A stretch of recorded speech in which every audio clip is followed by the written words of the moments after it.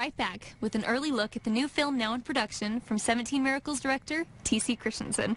Last year, T.C. Christensen's movie 17 Miracles was a box office hit with LDS audiences. This year, T.C.'s been busy in production with a follow-up film, Ephraim's Rescue. This is the story of Ephraim Hanks and will be in theaters next summer. I just traveled 215 miles to visit his grave because I felt like it would be important that I'm portraying him in the film.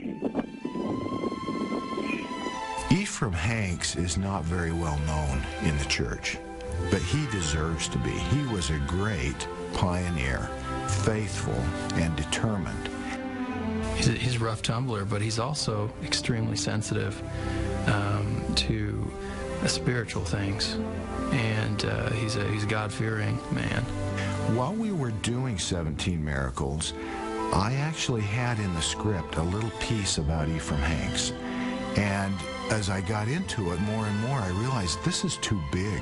His story is amazing and it's big.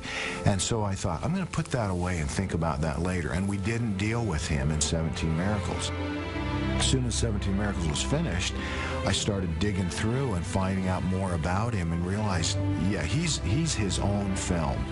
I'm David Hanks, great-great-grandson of Ephraim K. Hanks, and very excited to be here. It's a great experience.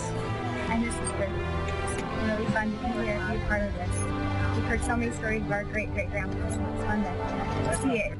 You talk about having a relationship with God, and he certainly did have that relationship. And you think of what relationship could supersede that? What is more important than that? Nothing. And he had that relationship with God. He rose people from the dead. This man did. He healed people.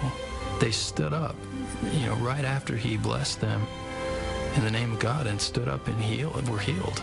I mean, it was like, forget the doctor. If your wife's sick, call Ephraim Hanks, get him in here. And he would go for hundreds of miles and give blessings. Ephraim Hanks also was very good at not needing to prepare when a moment of call came. He'd already done the preparation. So when he was called to do something, it was like, I am ready now. And he could take off and do whatever Brother Brigham or whoever asked him to do, because he had spent his life in preparation. Those are good points that I think can relate to any of us today, and hopefully when people go to see the film, leave the theater, they will have learned something that can help them be better people. I don't know that I'm worthy to portray such a person, but I definitely am giving it all my effort. It is an honor to portray him in the film.